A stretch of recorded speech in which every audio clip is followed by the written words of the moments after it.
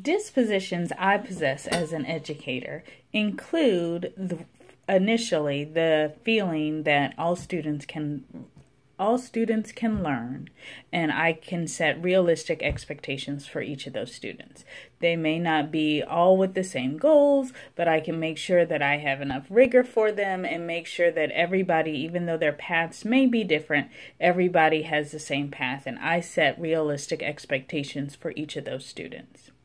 I also believe I have the disposition of fairness. I keep students at the root of all my decision making. I tend to look at things from a whole school perspective because of my current position as a literacy coach, and I try to make any decisions based on, next steps for teachers or next steps for students based on student need and student ability. I try to keep students at the root of all my decisions.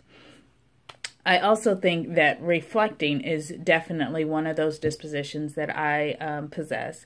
I sometimes feel like I may reflect too often because I'm always thinking about if a presentation went well, or if a small group lesson went well, or how I could have done things differently, or what I could do for a certain activity and whatnot the next time or next year whenever we do it. So I definitely do a lot of reflecting, and it helps me in my practice to make sure that I am constantly trying to make sure I'm the best educator that I can be. Some things that I feel like I need to work on, one of them was when it comes to diversity, inviting diversity of thought and practice from others. So I, am good at recognizing students' different backgrounds and trying to bring in other cultures and things like that, making sure that they learn about other perspectives and things like that. But I don't feel like especially with adults, I can do better with inviting diversity of thought. When it comes to advocacy, that's something else I could work on. I tend to, when there's a situation that needs to be advocated for, oftentimes I tend to give that task to someone else, like the social worker or something like that, when sometimes I do believe that there are things that I could do. I could do that advocating myself instead of tasking it out to someone else.